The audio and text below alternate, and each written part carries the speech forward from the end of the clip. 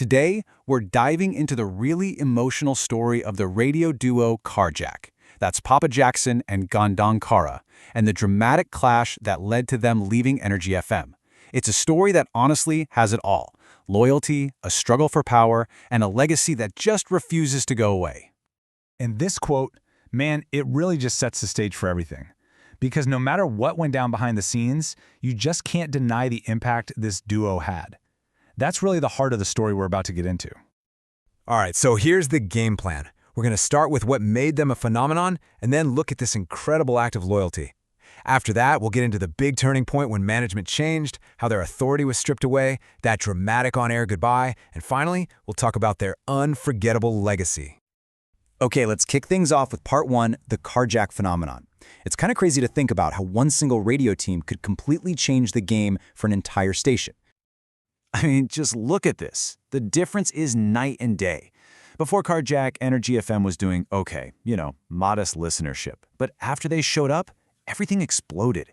We're talking millions of new listeners, social media engagement that went through the roof, and a ton of awards. They literally put the station on the map, nationwide.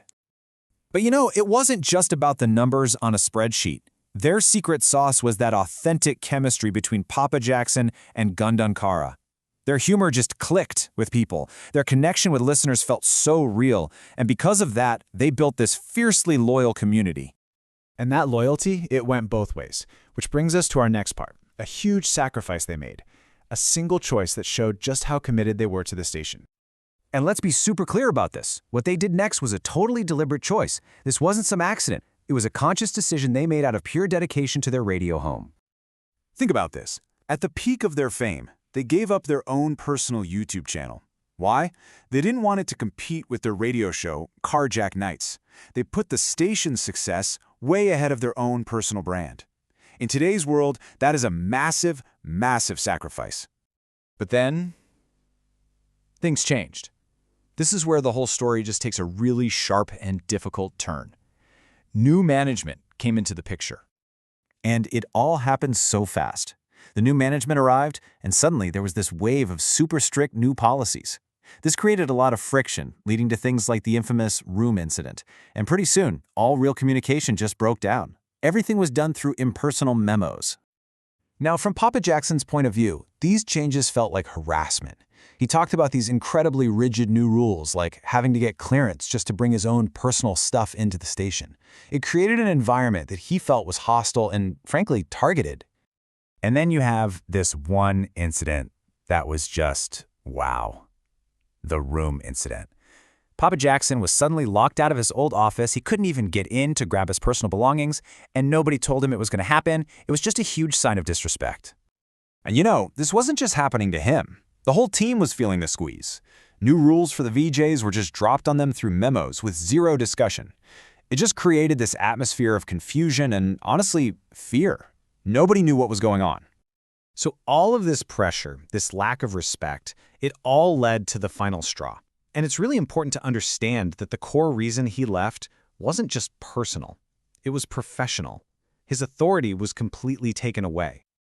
See, Papa Jackson didn't resign just because his feelings were hurt. He resigned because his job as station manager had become a title with no real power. They were systematically stripping away his authority piece by piece. To be specific, he couldn't fully oversee his own on-air talent anymore. He couldn't do the basic duties that a manager is supposed to do. So, from his point of view, what was the point?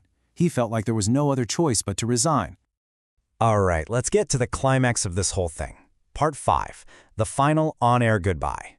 This moment was as dramatic as it gets, and it all happened in public. Which brings us to the big question that was on everyone's mind.